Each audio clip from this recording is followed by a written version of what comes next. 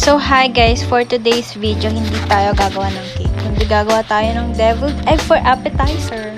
So, first, maglaga ka lang ng 4 na itlog, pero depende sa'yo kung gusto mo, kung gaano kadami ang gusto mo. Tapos, pagkalaga, syempre, papalamigin, tapos balatan na. Tapos, hiniwa ko lang yan sa gitna at kinuha ko yung egg yolk niya.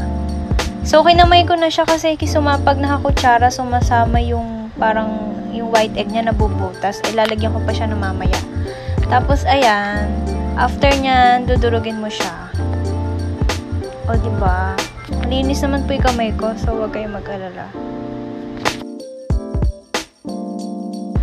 Ayan na nga, dudurug-durugin mo na siya. Tapos, lalagyan mo siya ng mayonnaise. Tapos, onion na durog sana. Medyo malaki pa hiwa ko dyan kasi may ginagawa din ako kaya medyo nagmamadali ako. Tapos yan, halu-haluin mo siya hanggang sa magiging ano na siya. Yan. Pero pwede mo siya lagyan ng chili powder kasi mas masarap. Tapos yan, pepper and salt. Yung pepper medyo malaki kasi na ilagay ko kasi hindi ko makita yung durog. Pero mas maganda kung durog yan para hindi nakikita.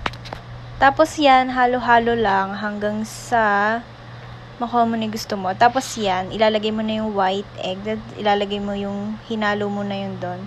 Kahit di naman naka-piping bag yan, kahit kutsarahin mo lang din siya. Maarte lang ako kasi pipicturan ko din. At siya ay exam namin. Ayan po. After nyan, lagyan mo lang siya ng hiniwang ceiling green.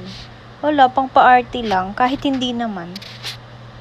Tapos yarn. Thank you guys for watching. See you on my next video. Babu!